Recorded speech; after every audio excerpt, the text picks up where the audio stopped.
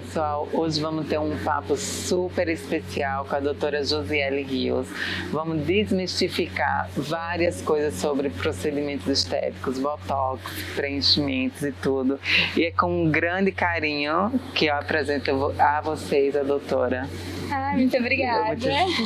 Prazer, meu nome é Josiele Rios, eu sou médica, sou brasileira, sou dermatologista e tenho ênfase em medicina estética, tricologia, e hoje a gente vai conversar um pouquinho, ter um bate-papo sobre botox, preenchimento e falar a grande diferença que tem entre os dois, porque o que acontece? A grande maioria das pessoas acha que botox e preenchimento é tudo igual. E não é. Não é. E também muitas pessoas têm aquilo lá, o botox sai a partir dos 50 anos, dos 40 anos, onde isso também não existe. Porque o botox, ele previne, ele é uma prevenção. Exato. A longo prazo. Então muitas das pessoas acham que o botox é só a partir dos 50 anos, onde isso não é verdade. Não existe. Começa que o botox, quando é que a gente indica pra fazer a primeira vez? Eu sempre brinco no consultório, brinco com as pacientes. Tá na hora de fazer botox. Vai na frente do espelho, levanta a sobrancelha. Fez ruga, tá na hora de fazer, né? Então, eu acho que esse é um começo, porque antigamente se fazia muito com 40, 50 anos. Hoje não. Hoje tu faz pra tu chegar com 40, 50 anos com a pele perfeita, né? Ninguém mais quer envelhecer. As pessoas querem parar no tempo. Justamente, eu tenho amigas minhas que fazem botox já quando tem 18 anos e estão sempre intactas, super lindas e... Tem uma paciente minha que tem 18 anos, ela é modelo, aí ela chegou pra mim e falou assim, Josi, eu quero fazer botox. Eu falei, não, tem 18 anos. Daí ela falou, mas eu vi um vídeo teu que tu falou que se tu levantasse a sobrancelha e fizesse ruga, tinha que fazer. Eu fiz isso e fez rugas. Daí eu falei, então tá, vamos lá. Aí fui avaliar ela e realmente ela tinha muita linha de expressão. A gente acabou fazendo, a gente fez um baby botox, que é um botox mais suavizado. Que é o botox inicial, não é? É o botox inicial e um botox natural, onde tu mantém a expressão, tu mantém a tua característica da tua face e não fica aquela face gritante que tu sai na rua e tá tudo esticado. Ninguém quer isso, né? Fica aquele efeito top model, né? Que é aquilo que todo mundo quer. Quer fazer linda. Quer fazer os procedimentos, mas não quer parecer quem fez. Exatamente. Mas é isso. E também o ácido hialurônico, que é uma pedida muito grande também. Sim, só que o ácido hialurônico, ele faz um efeito diferente do botox. Porque o que o botox faz? Ele paralisa o músculo. Já o preenchimento, que é o ácido hialurônico que a gente faz, ele volumiza, dá volumização no rosto, dá sustentação. Porque com o passar do tempo, a nossa face também vai caindo, né? A gente é um triângulo, eu sempre brinco, mostro no consultório. Brinco não, na verdade... Isso é comprovado, a gente é um triângulo, a nossa face é um triângulo e com o passar do tempo, esse triângulo inverte. Então, o que acontece? Tudo que tá em cima acaba caindo. Da gravidade, né? Claro. Cai e a gente vai usar o ácido em alguns pontos para sustentar essa gordura que tá caindo. Por exemplo, o nosso coxinho de gordura do malário.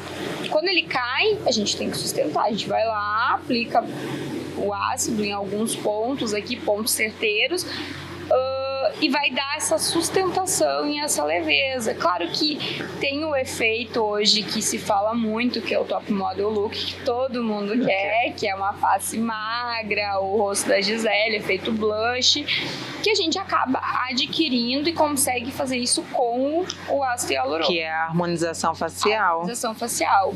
Na verdade, a harmonização facial, ela é uma avaliação da face. Quando o paciente chega, a gente faz toda essa avaliação e vê o que ele precisa. Às vezes, ele tem demais aqui e falta aqui. Então, a gente vai lá, coloca um queixo. Toda a simetria. Exatamente. A gente faz toda uma harmonização simétrica do rosto. E uma das coisas que quando você faz qualquer procedimento, que seja com ácido, que seja com botox, não é aconselhável jamais, que muitos médicos aqui em Portugal aconselham fazer a radiofrequência. Isso não é aconselhável, você vai destruir o trabalho que foi feito. Exatamente, porque assim, ó, quando eu coloquei a toxina, inclusive a radiofrequência, ela é usada em caso, porque a toxina, ela existe erros também, né? Tanto a toxina quanto o preenchimento pode ter alguns erros quando não se bem aplicado. Então, por exemplo, eu apliquei o botox na região e eu fiz uma ptose palpebral, e o olho caído, ele é uma das complicações do botox mal aplicado, assim como tem as complicações do preenchimento mal aplicado. Por que tu tá rindo? Porque, tipo, quando eu fui pesquisar sobre o botox, tudo, eu fui ver também as coisas que não deram certo. Só aberrações. Nossa, cada coisa. Tinha uma senhora que ela já fazia botox há muito tempo e teve a ptose no olho e era muito estranho mesmo. E tipo, as pessoas também, antes de fazer qualquer procedimento, é legal que pesquisem, que faça com um bom especialista, que não faça com qualquer pessoa, porque tá aí muita gente que tá fazendo porcaria, não é, Josi?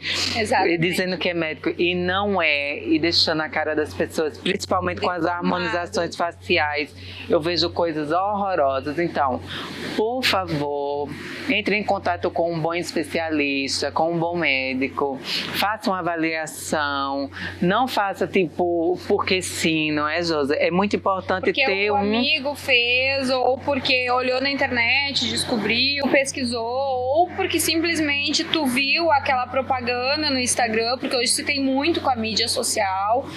E só voltando então à questão ali da radiofrequência, pra gente fechar. Sim. A radiofrequência, ela é usada para tratar as complicações. Então, por que eu vou indicar a radiofrequência se ela vai diminuir o efeito do meu botox, e o meu botox que ia durar 4 meses, ele vai durar 2? Porque a gente sabe que quando a gente aplica o botox errado, o paciente ele vai ficar com aquela malformação, a questão psicológica afetada ali por no mínimo 3 meses, porque não tem. O botox, ele é irreversível. Infelizmente não se tem, ele é uma toxina, ele é tóxico. Então a gente não consegue reverter ele na hora, diferente do ácido hialurônico, aonde se eu errar, se eu pegar uma artéria, eu vou ter outras maneiras para evitar a necrose. Eu vou ter carbox, eu vou ter a própria hialuronidase, que é o reversor do hialurônico. Mas claro que para isso tem que ser feito todo um estudo, a gente tem que conhecer muito a anatomia do paciente para evitar. Hoje se fala muito em conhecer a anatomia e eu concordo isso muito. A gente precisa estudar muito a anatomia do paciente. O paciente não é igual a todos, cada rosto é o seu rosto, cada osso está no seu lugarzinho no paciente. Não é aquela generalização que se faz hoje aí fora, que todo mundo acha que uma lar tá no mesmo ponto, e não tá errado, não é assim. Então, acho que precisa se estudar, precisa se ter uma cautela muito grande, pesquisar antes. No Brasil, inclusive, teve uma polêmica agora, que foi o Dr. Bumbum, onde se injetava muito PMA, silicone, aonde isso aí não existe. Antigamente não tinha o ácido hialurônico. A gente injetava PMA, hoje é proibido. Só que mesmo proibido, ainda existem profissionais que injetam. E aí, como é que a gente faz? O PMA, ele acaba circulando pelo nosso organismo e dando as consequências que a gente vê aí, que são necrose, perda de pele, enfim, N complicações que eu acho que a gente pode evitar quando a gente pesquisa um bom médico, a gente tem uma boa indicação, a gente vai lá, a gente olha, a gente conversa. Acho que a confiança é tudo, né, Bruna? E lembrando também que cada pessoa tem um efeito diferente, cada pessoa tem um rosto diferente, então não adianta eu falar, eu quero ficar com o rosto da Bruna, eu quero ficar com o rosto da Isabela Goulart. Não tem como. Não tem como. Cada pessoa boa. O rosto é a sua face, é o que eu digo. E não é tem simétrico. A sua anatomia, todo mundo é assimétrico. Inclusive eu concordo e apoio a questão da assimetria. Eu acho que o rosto, quando ele é muito simétrico, ele grita que tu tem procedimento.